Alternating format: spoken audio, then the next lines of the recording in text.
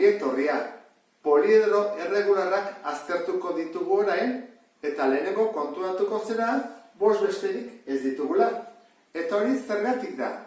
Poliedro erregularra izateko baldintzak oso zorrotzak direlako.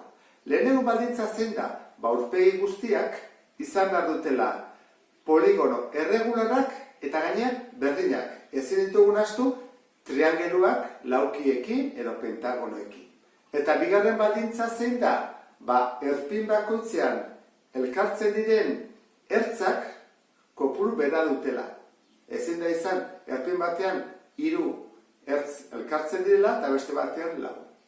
Lehenengoarekin hastera goaz. Tetraedroa. Hau da, tetraedroa, zertaz dago osatuta? Triangelu aldekidez. Ikusten duzu triangeluak. Eta zenbat ditu 4, bat azpian, eta alboan, 1, 2, 3. Orduan, osatzera noa.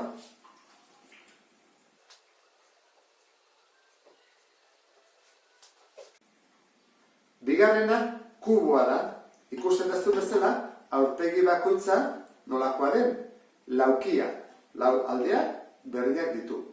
Eta erpin bakoitzean zenbat elkartzen dira, zenbat ertz. 1, 2, 3. 1, 2, 3. Lehen bezala, tetraedroan bezala, 3 elkartzen dira. Orduan, guztira zenbat aurpegi ditugu, 1, 2, eta albotan beste 4, 6.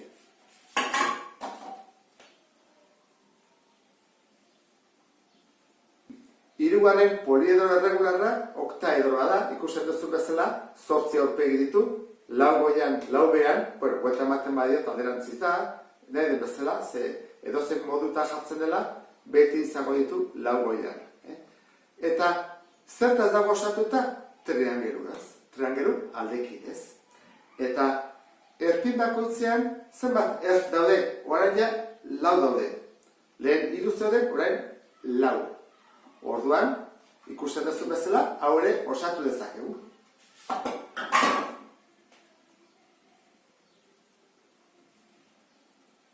Azken aurrena dodekaedroa da. Ikusten duzu bezala, bere poligonoak pentagonoak dira. Hemen ikusten duzu bezala, 5 aldekoak dira. Eta erpin bakoitzean elkartzen dira 3 ertz. 3 ertz. Beste 3, beti 3 elkartzen dira. Eta zenbat aurpegi ditu? Bat goian, hemen, 5. Hemen, beste 5, ez behan, guztira 12. Horregatik, deitzen da, dodekaedroa.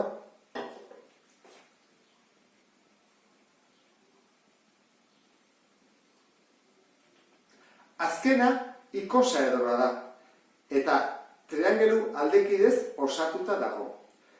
Hemengo diferentzia, bestekin konparatuz da, erpin bakoitzean elkartzen direla 5 ertz. 1, 2, 3, 4, 5. Orduan hemen zauden 3 ertz, hemen 4 ertz, eta hemen 5 ertz. Eta zenbat aurpegi daude?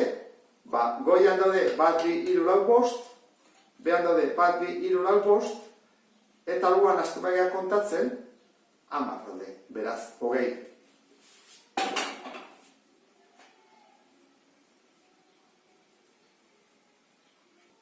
Eta ezin ditugu poliedro erregular gehiago eratu?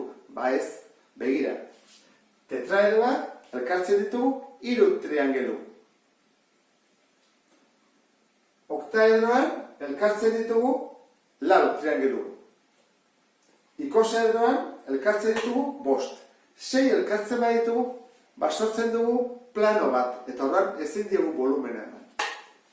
Kuboarekin berdinak gertatzen zaigu. Nik ditut 3, ezta? 3ak elkartzen dira erpin bakoitzean. Orain, 4 jartzen baditut, baita ere sortzen zain plano bat eta ezin da egin. Eta pentagonoekin ere bai. Hemen 3 elkartzen ditut. 4 elkartzen baditut, pasa egiten, ez? Eta horregatik daude bakarrik 5 poliedro erregular. Poliedro erregularekin amaitzeko gogoratu behar dezute zein den beraien garapen 4. Hori ez ahaztu. Honekin amaitzen dut. Beste bat arte, agur.